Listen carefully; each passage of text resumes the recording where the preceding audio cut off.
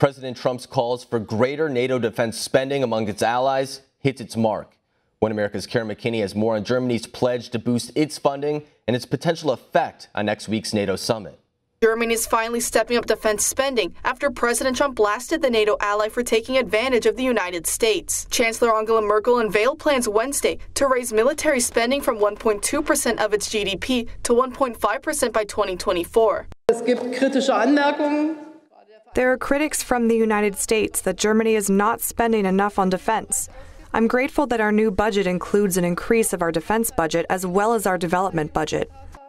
While this still falls short of the 2% spending NATO recommends, it does represent an 80% boost in funding. The announcement comes on the heels of letters sent by President Trump to several NATO leaders last month, calling on the nations to pay their fair share ahead of next week's summit in Brussels.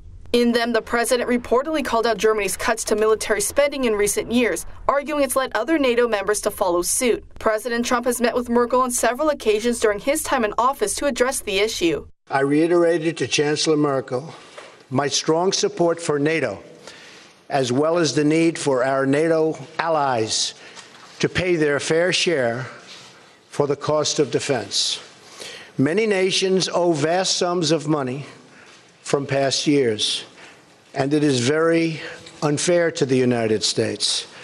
These nations must pay what they owe.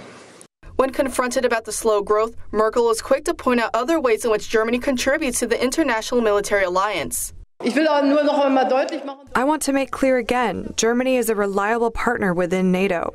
We are second in providing troops and participate in numerous missions. Still, the German chancellor says she recognizes the need for her country to continue moving toward the 2% goal, agreed to by NATO leadership back in 2014.